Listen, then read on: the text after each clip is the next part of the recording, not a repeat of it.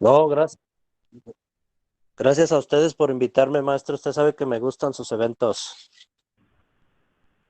Gracias y saludos a Cualcomán y a todos Muy- por allá. Sí, no se le olvide que nos debe.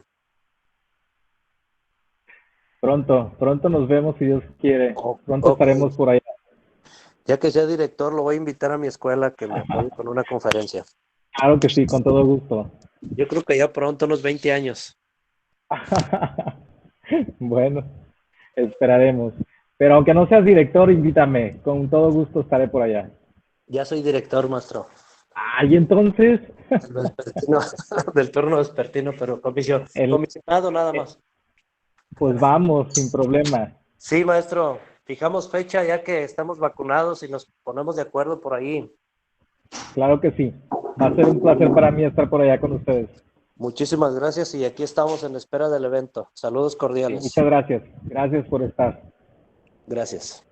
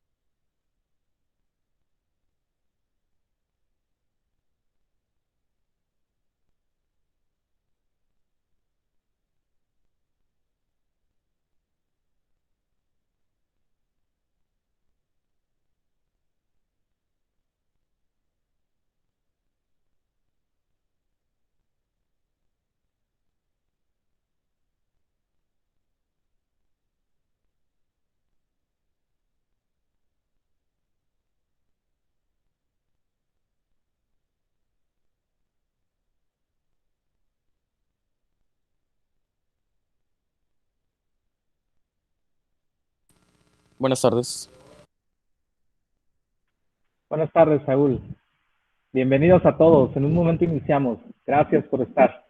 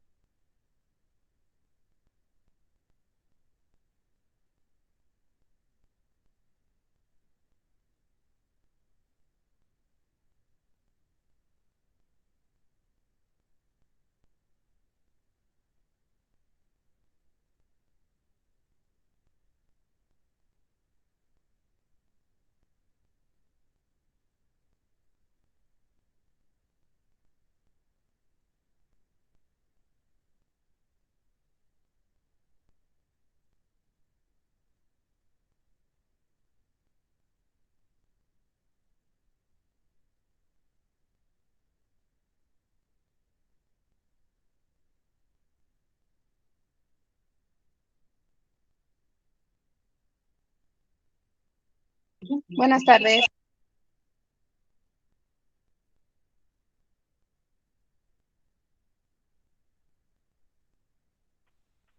Hola, buenas tardes a todos. En un momento iniciamos. Gracias por estar. Buenas tardes.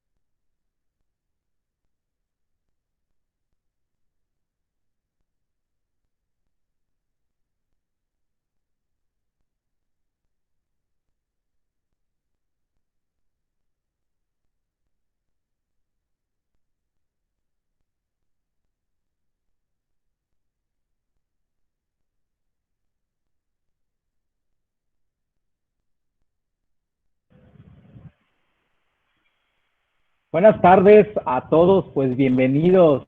Bienvenidos, son las 6 de la tarde y hoy vamos a continuar después de unas merecidísimas vacaciones para todos nosotros, en la que tuvimos la oportunidad de realizar varias actividades que tuvieran que ver, por supuesto, con la cuestión personal, con la cuestión profesional también, claro que sí. Y bueno, vamos a regresar y con todas las pilas.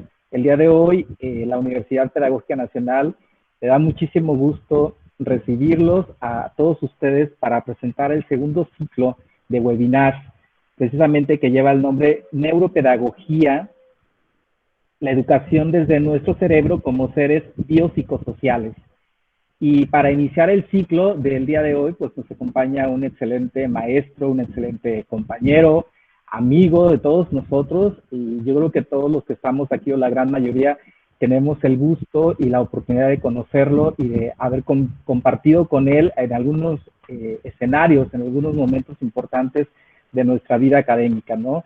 Y para los que no lo conocen, pues hoy va a ser su gran oportunidad de conocerlo, de disfrutar de esta tarde con todo lo que él conoce acerca del tema. Recordar que el día de hoy pues vamos a hablar precisamente de la atención humana vista y explicada desde la neurociencia. Una cuestión que, como ustedes saben, en los últimos tiempos, en estos últimos momentos que hemos estado viviendo todos nosotros, pues ha sido algo que se requiere en gran medida, ¿no?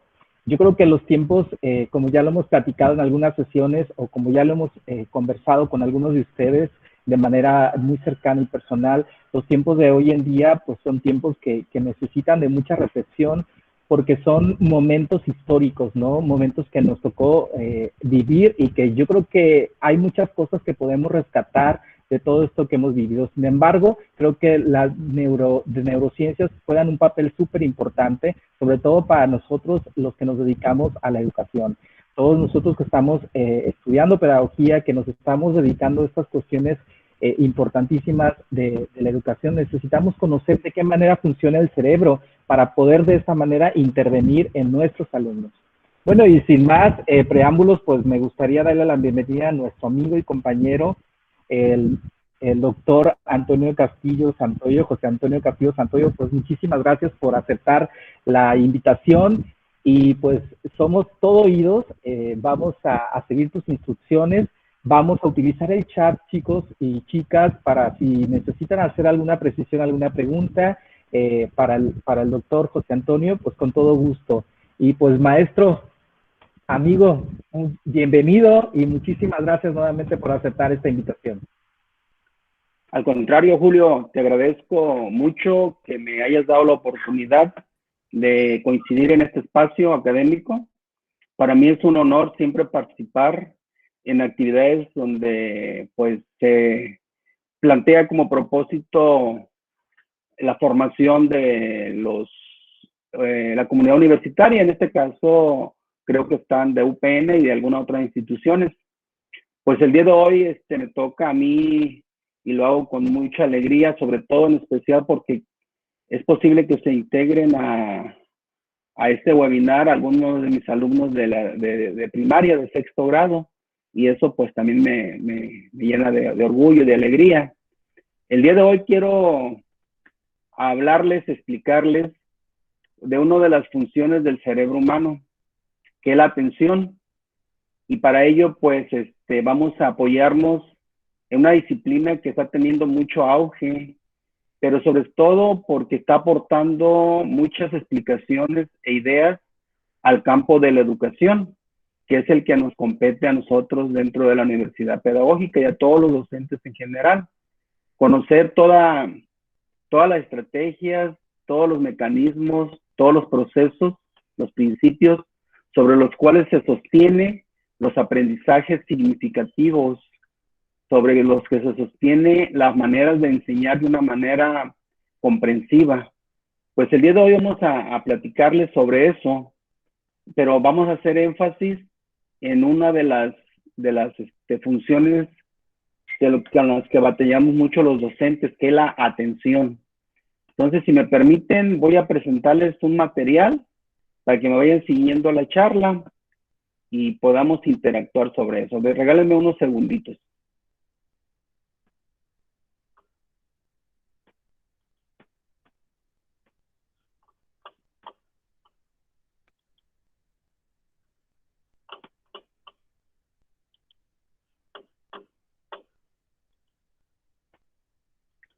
Cuando aparezca en su pantalla una imagen que quiero compartirles, me hacen favor de indicármelo. Listo, maestro. Te agradezco mucho, Julio. Bueno, he titulado la plática La atención vista y explicada desde las neurociencias. Decía hace un momento que las neurociencias es una disciplina que está dentro del campo médico, que los especialistas pues trabajan dentro de ese campo. Sin embargo, muchos de los descubrimientos, muchas de las investigaciones están arrojando explicaciones muy interesantes que nos ayudan y aportan mucho al quehacer educativo. Por esa razón es que quiero compartirles a ustedes la primera reflexión. Yo en mi práctica docente diaria, propia, me enfrento a la cuestión esta de por qué es tan difícil que algunos de mis alumnos no presten atención a la clase. Y si lo hacen, duran 30 segundos, un minuto y medio, y se distraen. Les explico las instrucciones y pareciera que les hablo en inglés y ellos entienden en chino. Yo me esfuerzo, preparo, organizo diseños, estrategias, materiales para que sea atractivo y los alumnos puedan estar atentos, pero no, y al final pues queda la frustración.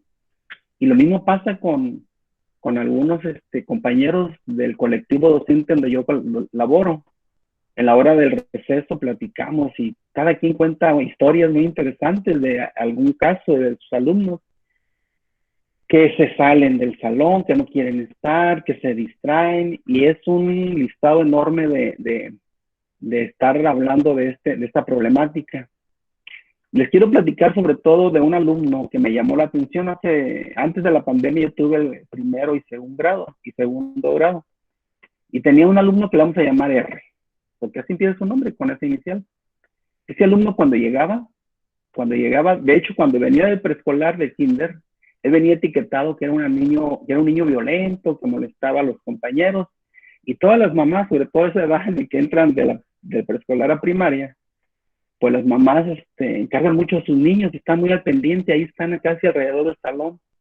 Y pues ese niño lo tenían así como muy especial, que molestaba a sus hijos, que les quitaba las cosas, que les pellizcaba, que les robaba sus materiales. Esto, pues a mí me llamó la atención y sí, efectivamente, ya cuando lo empecé a conocer, pues era un niño atípico, pero nada grave que pudiéramos decir es para satanizarlo, ¿eh? Simplemente era un alumno con algunas conductas que se podían trabajar. Lo que yo hice fue llevarlo ahí junto conmigo. Más que para que me pusiera atención, porque de hecho no ponía atención, ¿eh? O sea, se distraía muy fácilmente. Y me decía, no quiero, o no sé, no puedo. Pero más bien era para que no estuviera con los demás y estuviera causándoles algún inconveniente a los demás. Bueno, todo ese tipo de situaciones, de experiencias que yo lo viví en mi práctica diaria y lo comenté con algunos compañeros maestros, pues me llevó a investigar. O sea, conocer sobre el tema, ¿no? Sobre la atención, qué sucede con la atención. Y en general los alumnos no ponen atención, no siguen instrucciones, y los maestros batallamos con esto. Entonces me puse a buscar, a investigar, y les quiero compartir que esta charla está fundada en dos, primero en tres. La primera es la práctica docente diaria. O sea, estoy hablando de cosas que suceden en la cotidianidad, en la rutina de un salón de clases, de una escuela. Y la atención, pues, como ustedes pueden ver en esta lámina, significa atender algo.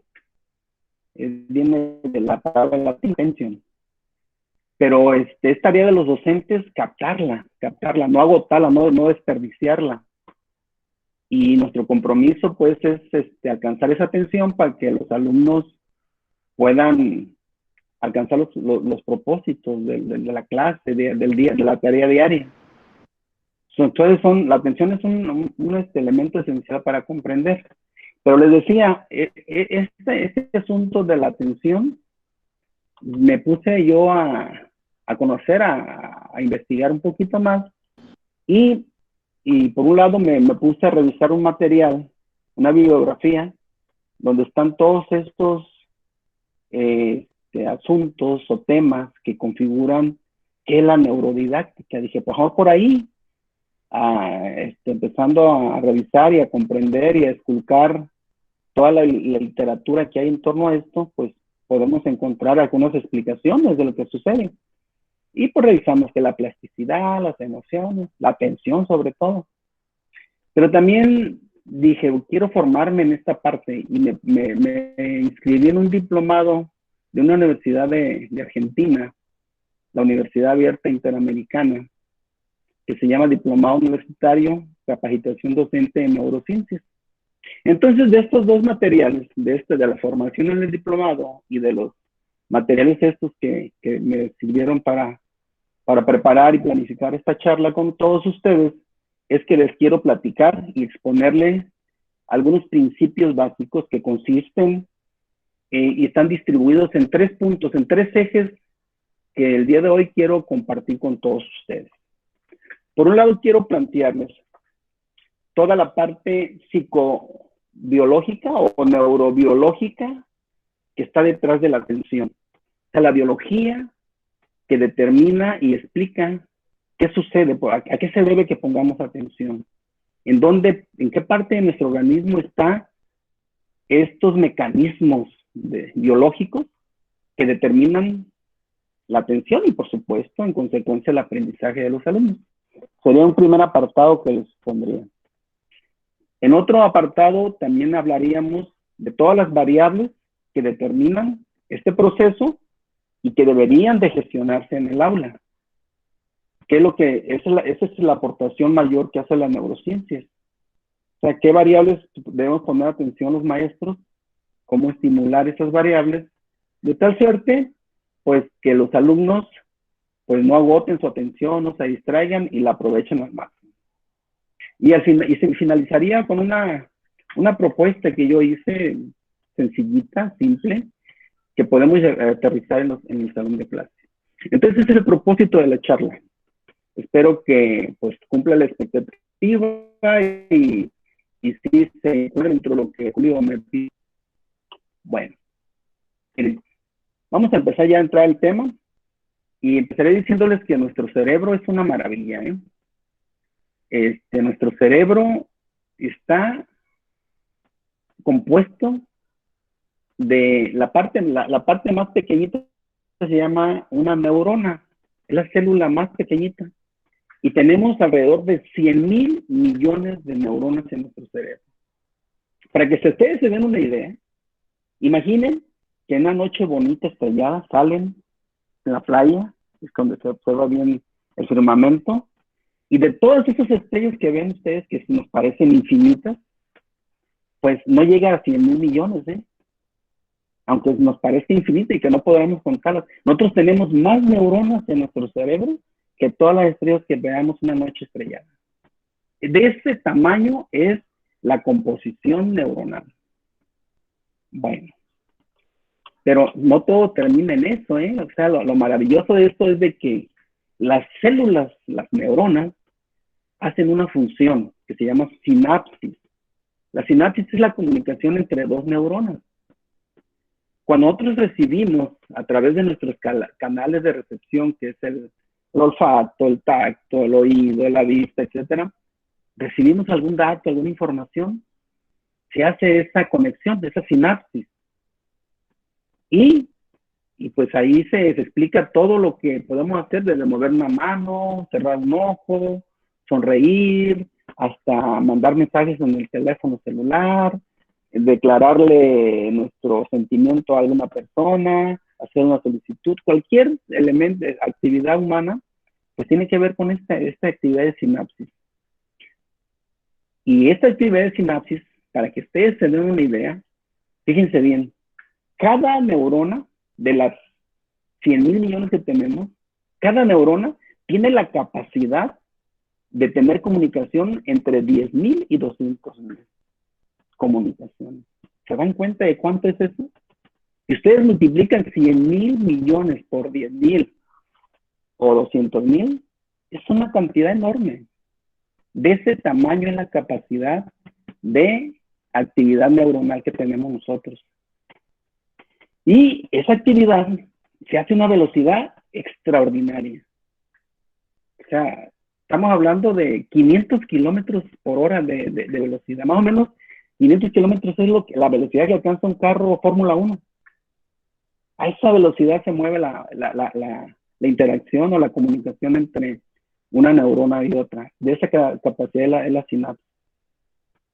Entonces, tenemos dentro de nosotros, de nuestro organismo, una maravilla, ¿eh? Una maravilla que nos permite hacer muchas actividades, desde la más simple y sencilla que ustedes consideren hasta la más compleja, ¿eh? Bueno, ¿cómo se da este proceso? Miren, aquí tenemos unas imágenes de un recién nacido. El recién nacido, aquí está la imagen primera donde estoy pasando la flechita, es la cantidad de sinapsis que tiene. Si ustedes se fijan, ahí se empieza a formar una red, pero todavía está sencillita, simple.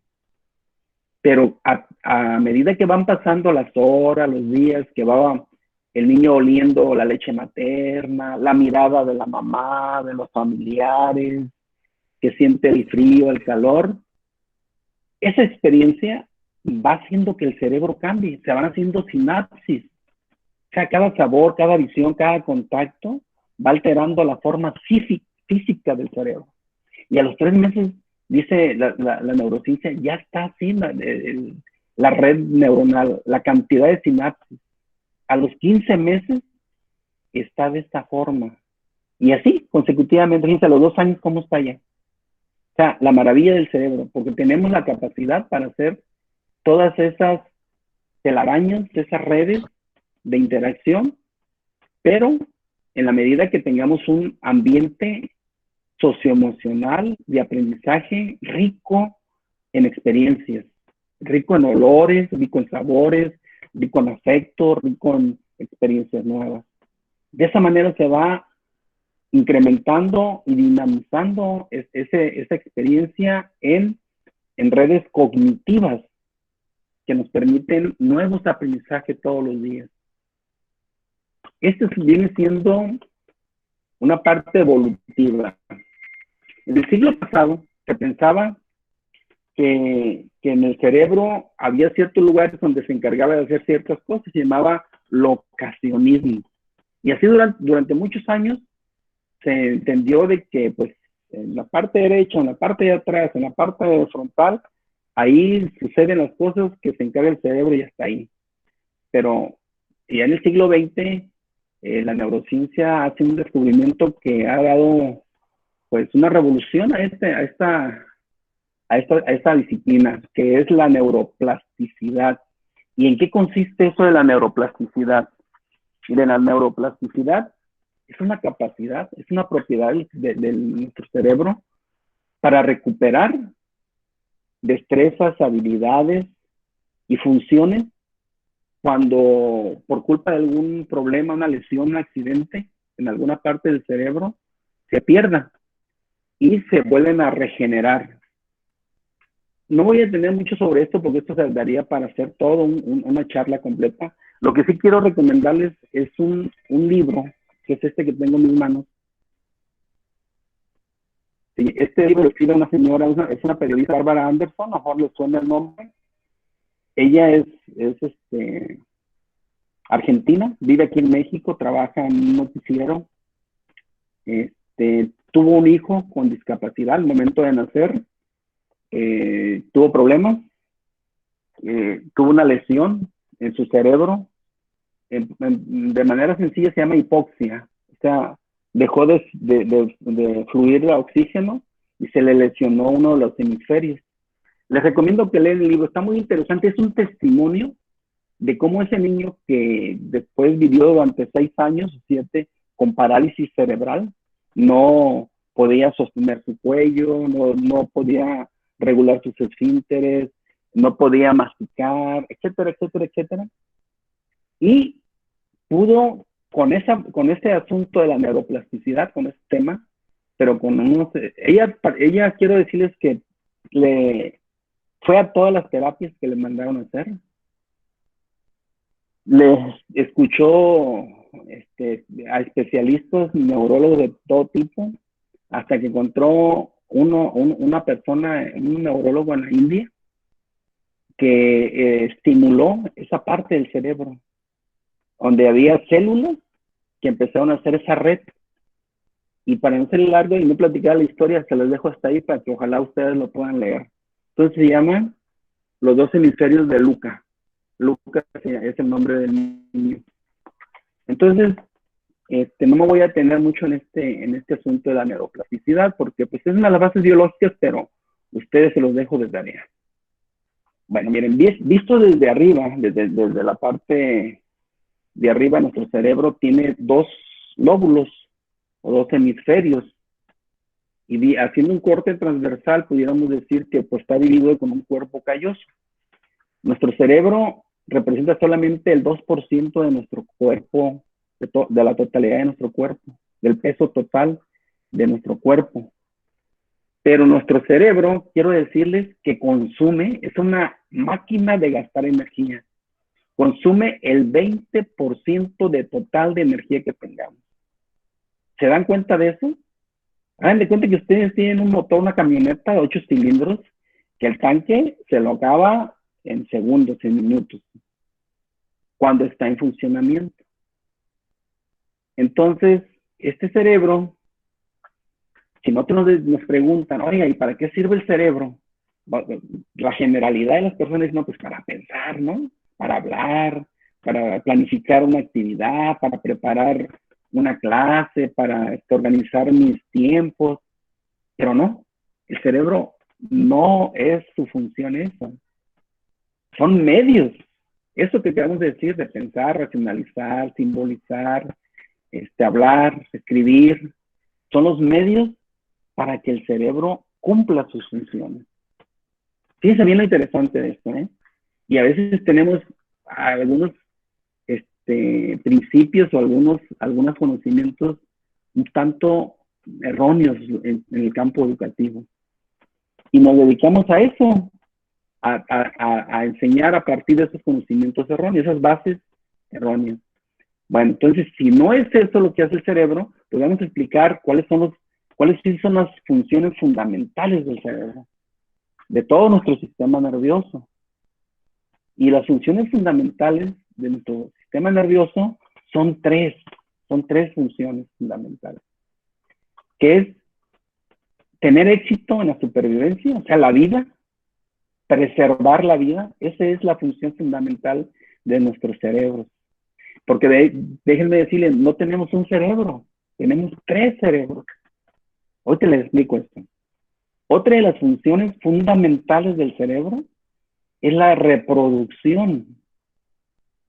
Y otro es la supervivencia de las crías, de la descendencia, de los que forman parte del núcleo familiar. Esas son las 3 funciones. Bueno, déjenme, me regreso un poquito. ¿Por qué digo que tenemos 3 cerebros? Si ustedes se fijan, hace rato hablábamos del cerebro y siempre nos imaginamos que tenemos nomás 2 hemisferios, el hemisferio izquierdo y el hemisferio derecho, y que el izquierdo se encarga de las cuestiones lógicas matemáticas, como del habla, de la parte racional, y el derecho de la parte emocional, de los sentimientos y toda esa parte. Sin embargo, al interior tenemos una parte donde está la amígdala, el hipotálamo, y esos componentes de nuestro cerebro nos explican mucho de la parte emocional. Entonces, ahí tenemos ya un cerebro emocional. Tenemos el cerebro racional, que serían los 2 hemisferios, el cerebro emocional, pero también tenemos un cerebro que se llama reptílico o instintivo, que este cerebro lo compartimos con otros seres vivos del reino animal. Y es el cerebro que está dentro de nuestra médula, que es nuestra médula ósea, nuestra espina dorsal, dentro de nuestras vértebras, en la región torácica, en la región lumbar. Bueno, les decía que lo compartimos porque, por ejemplo, los peces tienen esta misma estructura y tienen en el interior también ese cerebro. Los reptiles también tienen esta misma estructura y hace las mismas funciones que los mamíferos, o sea, en el caso de nosotros, y que los reptiles. Y también los anfibios tienen esta misma estructura. O sea, tenemos con varias ramas de nuestra rama evolutiva, compartimos este cerebro. Y este cerebro se encarga, fíjense bien, de regular estos órganos que están aquí. Los ojos, las lágrimas, las glándulas salivales, el corazón, los pulmones, el estómago, etc. Por ejemplo, cuando nosotros estamos dormidos o despiertos, no pensamos que ya es hora de que haga digestión la comida, ¿no? Hay un cerebro aquí, que está en el reptílico, que se encarga, o el instintivo, de regular eso. Los pulmones. Nosotros nos dormimos y no nos preocupamos si vamos a respirar en la noche o no vamos a respirar. Sucede eso de manera automática, gracias a la evolución. Y eso sucede en los demás seres vivos que les comenté. El corazón igual, tiene la misma presión. La presión arterial está regulada por esto. Este tipo de funciones se le conoce en la rama de la medicina como el sistema simpático. Y esto se activa. Esto se activa cuando llega información. Por ejemplo, si nosotros estamos ante una situación, un evento donde haya mucho miedo, el corazón, ¿qué hace? Empieza a bombear sangre, empieza a latir más rápidamente, porque se trata de la supervivencia. Se trata de que nosotros podamos tener la fuerza para huir o para pelear, ¿sí? Y los pulmones también hacen algo parecido. Dejamos de respirar porque esa fuerza, esa energía de los pulmones se ocupa para el despegue. Y todo esto lo regula de manera instintiva el cerebro instintivo o reptílico. Esto es cuando estamos en un evento así. Y el sistema parasimpático se encarga de la parte cuando estamos relajados.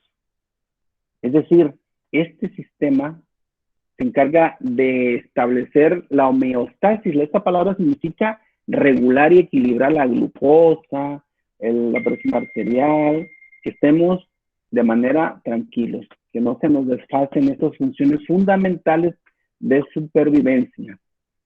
Déjenles explico, se los pongo en términos actuales y en términos ancestrales. Vamos a imaginar que en la época de nuestros ancestros de las cavernas, cuando salían a cazar de manera instintiva, ellos, el que iba dispuesto a traer alimento para la supervivencia, iba a tener éxito. Y se agrupaban y salían con toda la adrenalina, con estos órganos al 1000, al 100 por hora. ¿Sí? Esa era una información que se procesaba desde acá, desde el estómago, desde el intestino, los pulmones, el corazón. ¿Sí? Quien no salía con esto al 100, seguramente pues iba a tener fracaso y no iba a sobrevivir. Se los voy a poner en términos actuales de mi salón de clase. Cuando un niño llega a mi salón de clase, él, sobre todo en primero se observa muy bien esto, llega y pone su mochila en una banca en especial, una butaca en especial. ¿Y qué sucede cuando alguien llega y le quita la mochila y se la pone a otro lado y pone la de él? El niño se regresa y empieza a pelear. Sentido de supervivencia. O sea, él ya marcó su territorio. ¿Cómo lo marca? Pues poniendo su mochila o su abriguito, ahí lo deja, o su bule de agua, ahí lo pone. Y si alguien se lo quita, él se siente agredido. ¿Quién le da? ¿Por qué esa reacción? ¿De dónde sale? Pues en la panza, en el estómago, en los pulmones, sucede algo. Es una información que ya trae desde lo ancestral. Y él va a defender ese espacio porque él se siente protegido. ¿Sí? Entonces, fíjense bien cómo todos los eventos anteriores se reproducen aquí, pero en otros escenarios. Y en la escuela pasa esto. Bueno, estos dos sistemas, el simpático y el parasimpático, son las principales funciones. Me falta explicarles cuál es el sentido de supervivencia de las crías. Para esto me voy a apoyar en uno de los fenómenos que suceden en las manadas de leones. No sé si ustedes sepan, pero cuando un león llega a donde está el macho alfa con su manada de leonas y pelea por su territorio, si gana, pues las leonas, ¿qué creen que hacen? Se lo voltean a ver, pero no le hacen mucho caso. Pero sin embargo, el león ya ganó, ya mató al otro, ya lo corrió. ¿Y qué creen que sucede con este león ganador, ese nuevo león forastero, extraño, que nunca lo habían visto y que pues a lo mejor está más feo que el que corrió? Pues llega y donde están las crías, las mata todas. ¿Y qué creen que hacen las leonas ante eso? No creen que se van a poner tristes y a llorar porque, pobrecitos leoncitos, ¿no? ¿Qué creen que sucede? Voltean a ver con cariño al león ese nuevo. ¿Por qué? Porque nuevamente está el éxito de la supervivencia. Si ese león ya no, sin ese león ya no puede haber más crías. ¿Y eso dónde está registrado? ¿Quién se los enseñó? No tuvieron clases de moral. Qué mala onda ese león que ya nos mató a nuestras crías. No, es una cuestión de sobrevivencia, de supervivencia de las crías. ¿Sí? Este fenómeno que vemos en la naturaleza también se refleja mucho en lo que pasa con nosotros los seres humanos y los seres vivos y en las escuelas y en los grupos humanos. Recapitulando y concluyendo, decimos que entonces las funciones básicas del sistema nervioso, el sistema nervioso entendido como los tres cerebros, el cerebro racional, el cerebro emocional y el cerebro instintivo. Esos tres cerebros son en sí un solo cerebro interconectado. Recuerden, tenemos 100,000 millones de neuronas. Pero ¿qué ha pasado? Nuestros sistemas educativos se han centrado en trabajar solamente un cerebro, el racional. Y sobre todo, la parte racional de ese cerebro, no, ni siquiera la emocional. Y por eso tenemos ahorita sociedades pues, con muchas patologías. Hay depresión, hay violencia, hay suicidios, hay frustraciones, hay desánimo.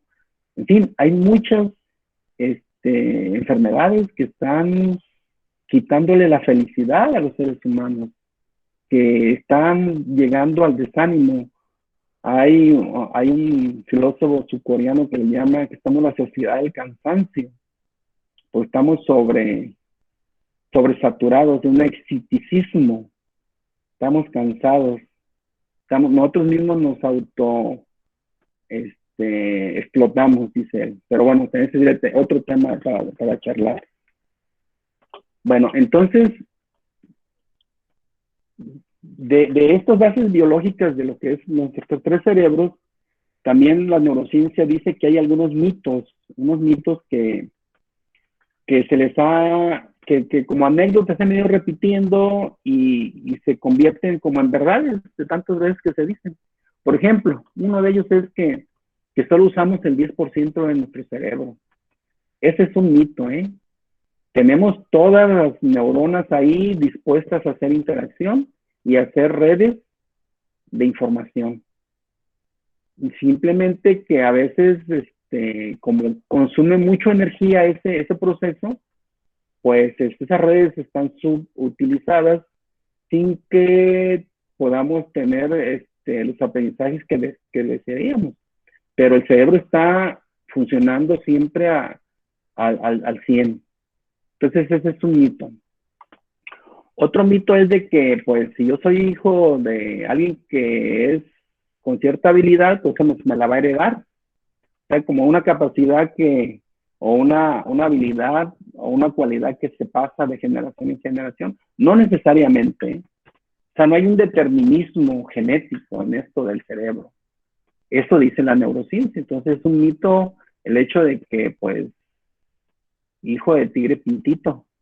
Sí hay una predisposición a hacer ciertas cosas porque el ambiente y las experiencias donde interactúan favorecen a esas habilidades y esos conocimientos. Pero todos lo pueden hacer. Todos pueden llegar a hacer eso. Pues tenemos la capacidad en nuestro cerebro de hacerlo. Bueno, otro mito es de que nosotros tenemos algunas habilidades o estilos de aprendizaje, que somos visuales, que somos auditivos y que somos kinestésicos. Y que pues al que es visual hay que ponerle actividades donde haya mucha imagen y que por ahí va a aprender. Y el que es auditivo, pues hay que ponerle muchos audios y que escuche. Sin embargo, también esto dice la neurociencia que no deja de ser un mito, que para que exista una verdadera aprendizaje significativo se deben ensamblar esos tres canales o esos tres estilos de aprendizaje. Es decir, que se tienen que poner actividades donde se toquen los tres canales, de tal manera que puedan integrarse en un todo, porque el cerebro así está, no está separado, no son islas separadas, sino está interconectado. Y ese cerebro tiene una evolución de millones de años, vamos a hablar de eso. Y el cuarto mito es de que también hay diferencias dependiendo de nuestro hemisferio dominante, que podemos tener, decimos, no, pues este es muy creativo, seguramente su hemisferio derecho está muy desarrollado, este es muy matemático, es bueno para las matemáticas, el hemisferio izquierdo es el que está más desarrollado y por lo tanto es excelente haciendo ese tipo de actividades. Bueno, pues se ha demostrado que no es así, Hay gente que tiene lesiones en algún hemisferio y sigue siendo matemáticas o al revés. Está lesionada alguna parte del otro cerebro y con esa parte puede hacer cuestiones de tipo emocional. Es decir, aquí está la plasticidad. Entonces, no es cierto, no es tan cierto eso. Esto lo explica la neurociencia. Pero ya regresando al asunto de nuestro tema, de la atención, pues podemos ya empezar a plantear o a señalar que una de las funciones de nuestro sistema nervioso, que pues son el sistema nervioso entendido que es nuestro cerebro racional, emocional e instintivo. Y una de las funciones principales es los parámetros básicos de supervivencia, que es la presión arterial, la respiración, el nivel sanguíneo, la glucosa, el nivel de sodio y potasio y la temperatura corporal. Ese tipo de situaciones es lo que regula, son las funciones de nuestro sistema o de nuestros cerebros. Y entonces cuando nos llegue información, ya sea por la vista, por la audición, por el tacto, por el gusto, primero pasan por esos filtros del sistema nervioso. ¿Cuáles son esos filtros? De sobrevivencia y de reproducción. O sea, la atención primera es, bueno, esto, ¿qué conmigo? ¿Me pone en riesgo o no me pone en riesgo? Y se empieza a activar todos los órganos internos que ya hablamos, pulmones, corazón, intestino, etc. Y eso hace que primero se regule y luego entre el sistema emocional. Decimos, no hay problema, se hace la homeostasis y luego pasa al sistema racional. Pero todos trabajan en conjunto. Déjenme les platico algo. Nuestros primeros filtros, o sea, nuestro cerebro instintivo y emocional, apareció primero en nuestro organismo. O sea, tiene 450 millones de años. ¿Se dan cuenta cuánto es eso? O sea, nuestra estructura, nuestro sistema operativo de cómo funcionamos como organismo, tiene esa cantidad de años, 450 millones de años. Entonces, a la información que ahí está, el proceso de evolutivo que tenemos, primero se da con ese tiempo, y no podemos convencerlo, por ejemplo, ahorita, que con palabras de decirle, oye, no le hagas caso al cerebro instintivo ni emocional, escúchame a mí. Estoy pensando en un grupo de niños, no un maestro. Hey, pónganme atención, les voy a enseñar cómo se saca las fracciones equivalentes. Pues con palabras, las palabras aparecieron hace 40,000 años. ¿Se imaginan? 40,000 años hace que apareció el lenguaje y el lenguaje oral, y el escrito hace 10,000 años solamente. Entonces, nuestro organismo no le va a hacer caso al lenguaje, le va a hacer caso primero a la panza, no al corazón. Es el primer filtro. Entonces, nosotros como docentes tenemos que hacerle primero caso a eso. O sea, tenemos que estimular el cerebro instintivo y el cerebro emocional. Claro, con discursos y con palabras que lleguen primero allá, ¿sí? Para que detone lo que se le conocen como neurotransmisores, que son los que segregan algunas hormonas que se llaman serotonina, que da alegría, placer y ayudan al aprendizaje. Entonces la atención, pues, estas serían las bases, serían los principios en los que descansa en este tipo de funciones fundamentales del organismo.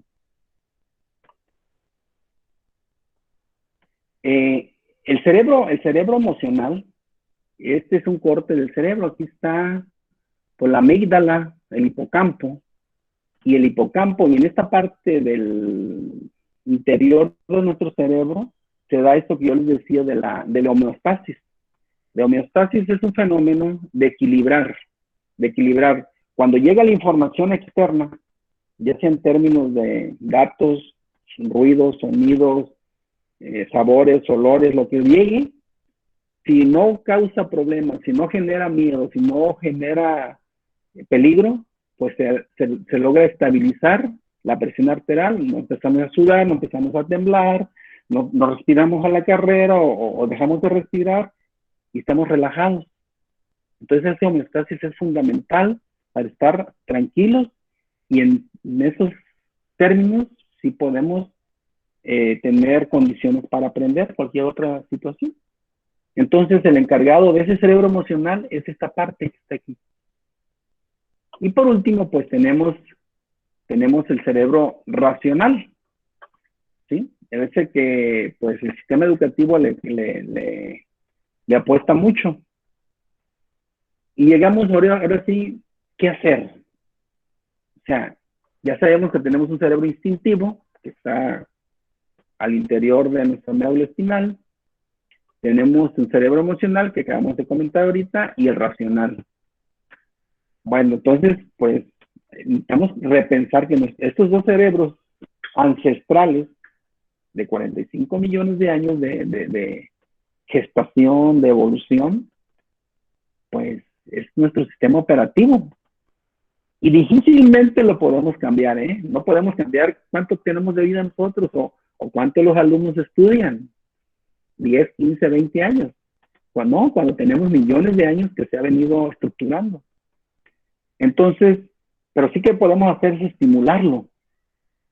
Estimular esos dos filtros fundamentales, de esos dos cerebros fundamentales. Y lo primero que podemos hacer es lo que nos marca esta imagen que está aquí. O sea, cualquier evento, cualquier situación, yo los invito a que imaginariamente se vayan a una escuela, a un salón de clases con un tema, dando la clase y decirle, a ver, por ejemplo, si vamos a pensar, yo me voy a ubicar en mi grupo de primero y segundo grado. A ver, yo les voy a enseñar a leer y a escribir. A ver, pero lo que yo le enseñe eso debe ser algo relacionado con esa persona. Entonces, lo más propio que tiene, por ejemplo, un niño para enseñar a leer es y conoce su nombre. Entonces, yo empezaría utilizando una estrategia donde esté involucrado su nombre, porque eso tiene que ver con él. Entonces, cuando él se da cuenta que hay algo para él en ese tema, en esos datos que van a ingresar a su sistema nervioso central, a sus filtros, pues va a decir, bueno, esto depende de mí, esto es para mi supervivencia. Y va a haber un conecte, se le conoce como saberes previos, pues aquí pedagógicamente hablando. Entonces, esta sería como una manera de estimular. Siempre hay que partir de los saberes previos. ¿Qué hay con los alumnos? ¿Cómo conectamos ese tema que vamos a ver con lo que los niños tienen, o los alumnos, o los adultos, o quien sea? Después, podemos hacer también otra estrategia para estimular ese tipo de cerebros, el instintivo, insisto, y el emocional, es contrastar lo que se les va a mostrar o a enseñar. Déjenme, me apoyo en un ejemplo de la mercadotecnia. Si ustedes miran, hay muchos productos mágicos ahorita que anuncian, ¿no? Por ejemplo, para adelgazar. Ponen una imagen de una persona con así rellenita y le dicen, si usted consume este producto maravilla, se va a ver en 15 días como esta otra. Y ponen la misma imagen, pero con menos kilos. Entonces, ¿qué está haciendo esa información? Contrastar, dice, esto me permite mi supervivencia. Le está dando al sistema emocional. Entonces, eso estimula eso y seguramente lo va a convencer de que lo compre. Otro asunto que podemos hacer para estimular estos dos cerebros es que se trabaje de poquita información. Nuestro cerebro no tiene la capacidad para almacenar mucha información. La información se mide en bits, la unidad de medida son bits. Si quieren, ahorita hacemos un ejemplo para que vean que no tenemos esa capacidad. Sí tenemos la capacidad para hacer interacciones y hacer redes de relación de información, pero no para almacenar mucha información. Entonces, si ustedes me ayudan ahorita, hacemos un ejercicio en un minuto para comprobar que no es pertinente cargar de información cuando estamos enseñando a los alumnos. Por ejemplo, a ver, les voy a pedir a todos que mentalicen su número de celular. Ya se lo saben todos, ¿verdad? Ok. Ahora les voy a pedir que a los últimos dos números, al último número de su celular, lo multipliquen por 3. Y al penúltimo le sumen 5. Ahora sí, traten de repetirme qué número saldría de celular con esa alteración. Al último lo multiplican por 3 y al penúltimo le suman 5. Dense cuenta. 6 y 14. Ok. Seguramente algunos van a tener mayor facilidad para hacer esta operación, otros menor capacidad. Esto es una propiedad de nuestro cerebro. Entonces, se sugiere que sean de a cachitos, de a pedacitos de información. Otro de las sugerencias para estimular estos cerebros es de que el sentido dominante por donde entra la información es el sentido visual. Ese canal para captar la información es el que podemos hacer como mayor aprovechamiento de él. Entonces, conocer esto nos ayudaría a plantear mucha información. Otra tiene que ver con la emoción. Siempre plantear situaciones donde haya novedad, donde haya acertijo, donde nos sorprendamos con algo, de tal manera que haya una motivación intrínseca y extrínseca. Y esto va a ayudar a que nos emocionemos y nos motivemos y podamos desarrollar mejor nuestra memoria. Y por último, tratar de que todas nuestras actividades sean sencillitas, sean simples, sean así, que no tengan mucho esfuerzo que hacer. Porque recuerden que les decía hace un momento, nuestro cerebro es una máquina de consumir energía. Se gasta el 20% del total, entonces, pues no nos ayuda. El meterle mucha chamba, cargar de trabajo, pues es contraproducente. Bueno, estas serían algunas de las tips o variables que nos ayudarían a estimular estos dos cerebros, que son las funciones principales para el aprendizaje. Déjenme decirles que la principal, el cerebro que está más desarrollado, el más actual que tenemos nosotros, que son los hemisferios, ¿no? Se llama neocórtex, y ocupa el 85% del total del cerebro. Y pues la corteza prefrontal, la que está pintada de verde, aquí es donde se desarrollan las funciones ejecutivas. Las funciones ejecutivas es todo lo que rutinariamente hacemos nosotros, ya sea en un trabajo, en la escuela, en la casa, el autocontrol, poner atención, planificar nuestras tareas del día, memorizar las actividades de nuestro trabajo, en fin, ahí está todo. Pero eso, insisto, genera un montón de gasto de energético. Cuando ya se domina, pues ya no es tanto el gasto. Por ejemplo, si ustedes ya tienen memorizado, ¿qué se me ocurre ahorita? ¿Cómo lavarse los dientes? Ustedes saben que esa rutina ya está en automático incluso. Pero si le cambiamos poquito a esa rutina, decimos, vamos, la van a lavar con la mano izquierda. Eso ya implica una nueva red neuronal y eso gasta energía. Y todo cambio, toda transformación genera ese tipo de demanda de energía y que el cerebro muchas veces no está dispuesto a hacerlo. Mejor es más fácil hacer lo que ya estamos acostumbrados. Por eso los que se someten a dietas, pues como requiere un gasto tremendo de energía para el cambio, pues mejor seguir haciendo la rutina de siempre.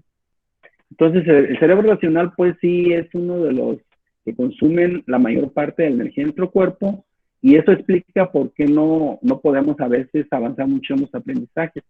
Y para amplificar este planteamiento de la neurociencia, vamos a utilizar esta metáfora que está aquí. Miren, tenemos aquí en el cerebro un elefante y una persona. La persona representa al cerebro racional y el elefante representa al cerebro instintivo y emocional.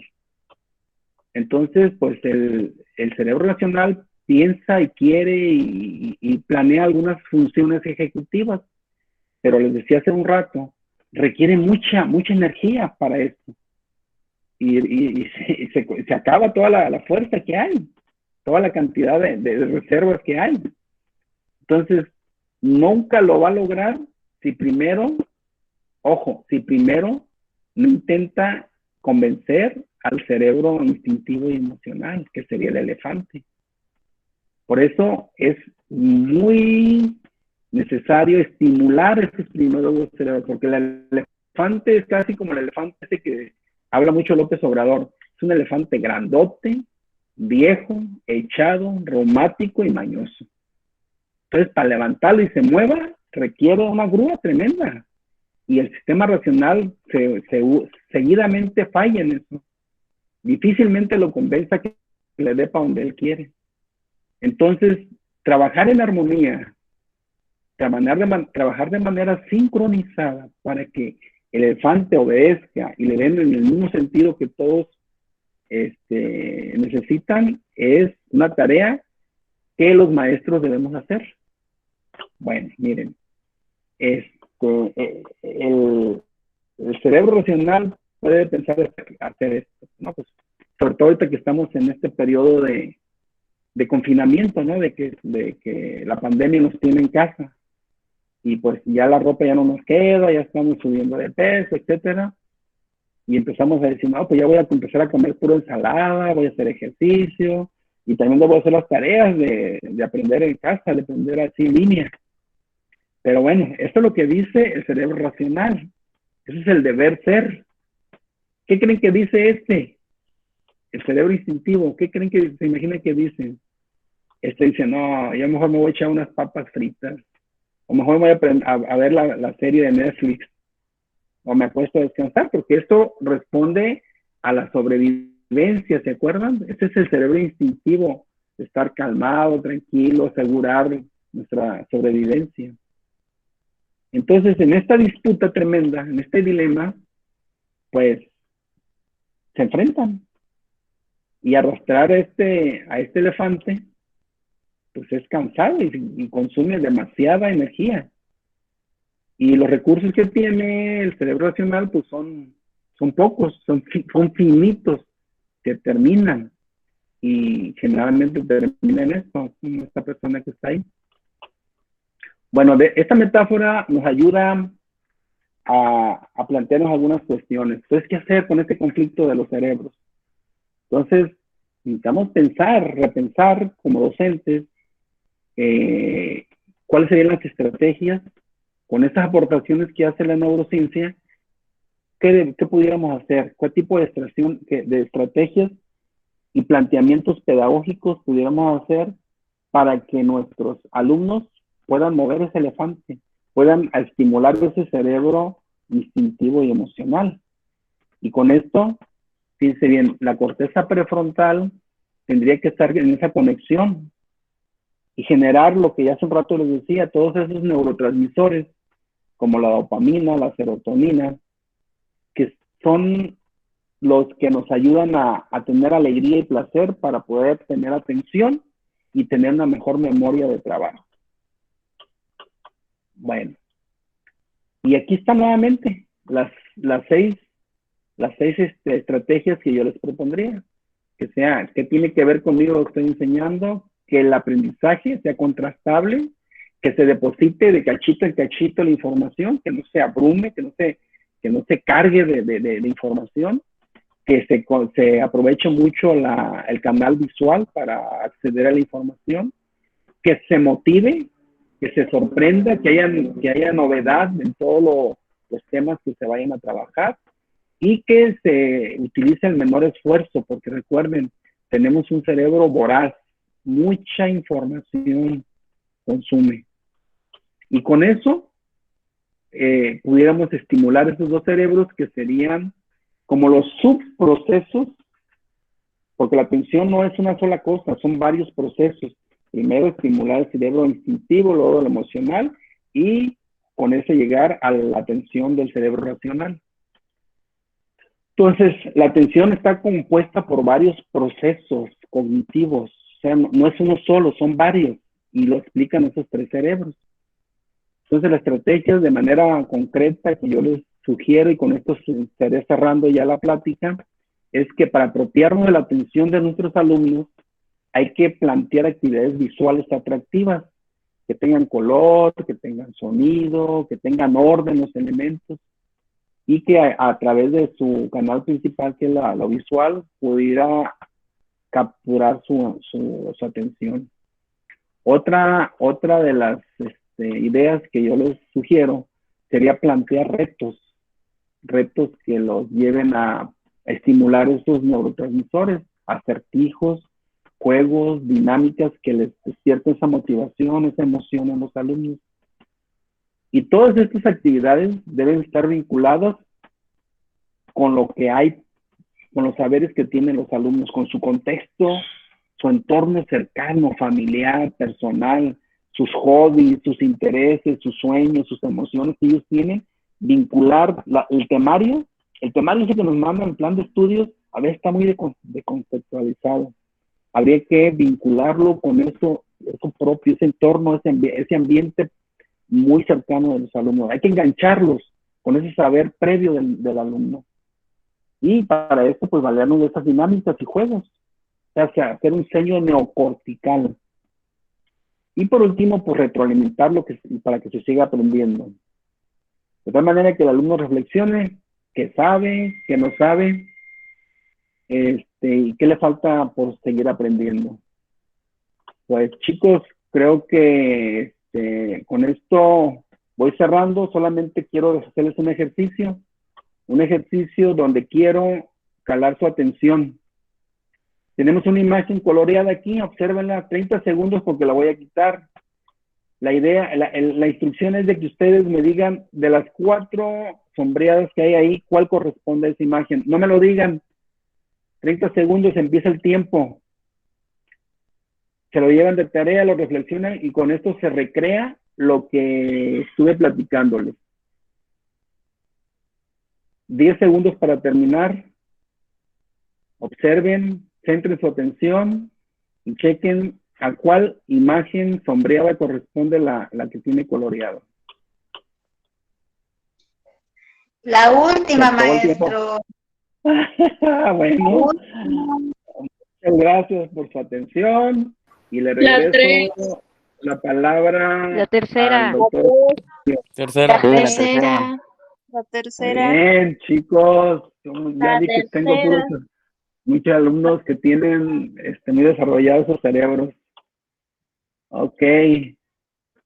Julio, te regreso la palabra, gracias.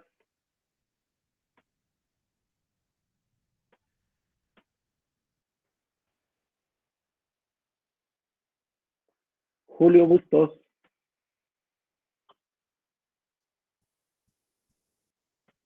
Parece que, bueno, si mientras toma la palabra Julio, si hubiera algún comentario, alguna pregunta, pueden levantar su manita, pueden decir, quieran en el chat, algo que nos quieran compartir, adelante.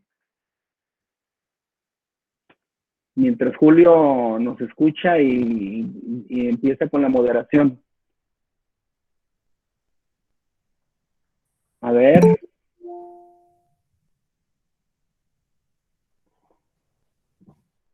Julio, que tu cerebro no, tu micrófono no se escucha, dice en el chat. Julio.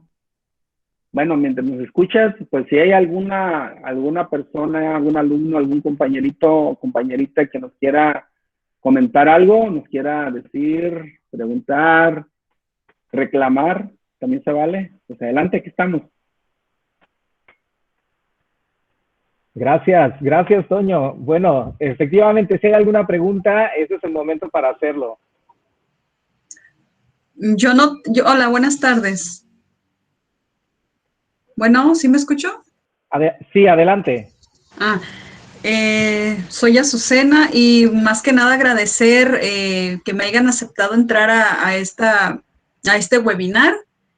Son temas muy interesantes, un tema muy interesante y bueno, yo soy maestra de educación primaria y quiero decirles pues que en lo personal me pareció un tema muy, muy importante, que me llevo ahora sí que ideas y estrategias y pues nunca dejar de aprender, nunca quedarnos con lo que nos enseñan en la escuela, sino igual seguirnos retroalimentando. Y pues muchas gracias por la invitación, fue un webinar muy, muy interesante. Muchas gracias por tu comentario. Efectivamente, yo creo que parte fundamental para nosotros los que nos dedicamos a la educación es conocer estos temas tan importantes, ¿no? ¿Sí me escuchan? Sí, profe. Sí, maestro. Sí, Se escucha. se escucha. Gracias. Es que estaba leyendo algunos comentarios que no hemos escuchado. Bueno, y gracias por su comentario, compañera. Gracias a todos los que han participado el día de hoy. El tiempo nos ha ganado definitivamente y yo quiero, a nombre de la directora, de la doctora María del Socorro Ramos Ramírez, reconocer al doctor José Antonio Castillo Santoyo por haber participado como ponente de este segundo ciclo que lleva por nombre Neuropedagogía, la educación desde nuestro cerebro como seres biopsicosociales, con el tema la atención humana, vista y explicada desde la neurociencia, dictada el día 15 de abril de 2021 vía streaming para toda la comunidad universitaria. Lo firma la doctora Socorro Ramos Ramírez, directora de UPN 162, unidad 162. Muchísimas gracias al maestro Antonio. Nicolás, adelante, ¿quieres participar? Te escuchamos. Sí, maestro, gracias. Buenas tardes a todas y a todos. Solamente quería comentarles que hablar del cerebro humano es muy arriesgado, ¿eh? El maestro Toño lo hace ver fácil, lo hace ver sencillo, pero hablar del cerebro humano es sumamente complicado.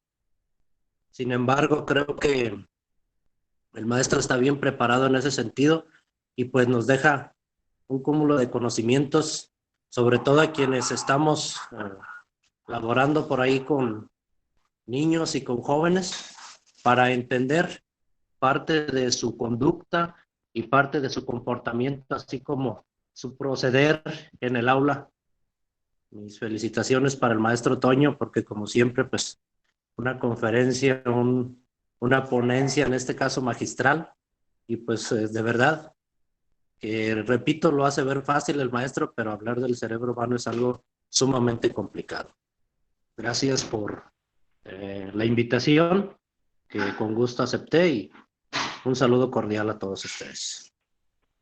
Gracias, Nicolás. Gracias y saludos hasta San Luis Potosí, hasta todos los lugares en los que nos sintonizan el día de hoy. A Cualcomán, por supuesto, un saludo para todos los compañeros de Cualcomán, Michoacán. Un saludo para todos los compañeros de la maestría que por allá estuvimos compartiendo un buen tiempo, ¿no? Y efectivamente, como tú lo dices, creo que el conocer el cerebro y cómo aprende el cerebro es básico para nosotros, es nuestra responsabilidad, porque para dar una educación de calidad necesitamos ser docentes de calidad, y para ser docentes de calidad necesitamos conocer todos estos temas tan magníficos, ¿no? Y que yo creo que nunca vamos a dejar de aprender de esta cuestión del cerebro. Sin embargo, es muy necesaria. Ya el maestro Toño nos daba una entradita, ¿no? Saludos a Colima, ¿cierto? También Berenice Lara. Bueno, y creo que hoy fue un éxito total. Llenamos los lugares, hubo mucha gente que quedó fuera. Gracias al maestro Toño, gran amigo, y muchísimas gracias por haber aceptado esta invitación. Y bueno, yo lo sigo invitando. El ciclo quedan todavía dos jueves de este mes, y el siguiente jueves vamos a hablar de los dones, un nuevo y totalmente distinto enfoque en la educación que nos va a colaborar el maestro Juan Pablo López de la Universidad de Colima. Entonces, yo los espero con todo el gusto, con todo el placer, el próximo jueves a la misma hora y pues por el mismo canal. Muchas gracias a todos por su asistencia. Alejandra, voy a leer tu comentario. Dice Alejandra que a ella le gustó mucho la reunión porque el maestro Antonio nos enseña claramente cómo es la función del cerebro e incluso nos da muchos consejos para captar la atención de los alumnos y cómo es cuando se adquiere conocimiento. Felicidades, muchas gracias, muy interesante, Yulisa Díaz Carmona. Efectivamente, el maestro Toño tiene sus redes sociales activas.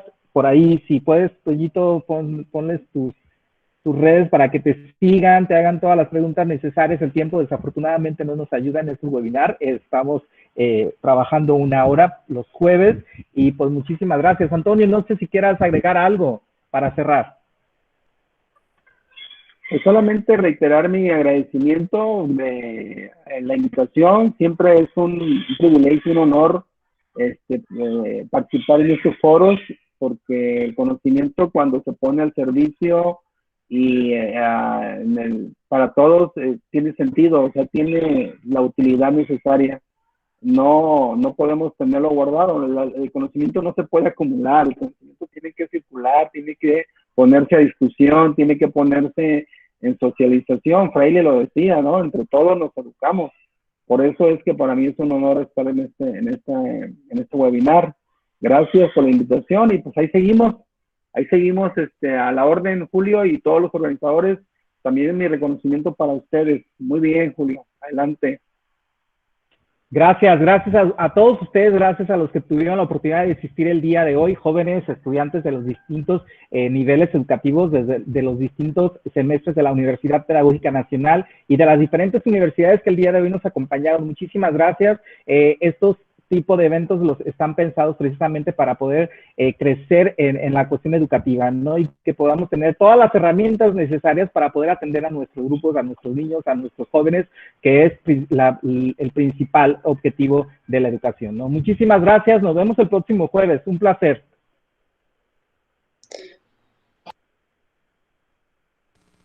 Gracias, buenas tardes. Gracias. Gracias. Gracias. Gracias. Hasta luego.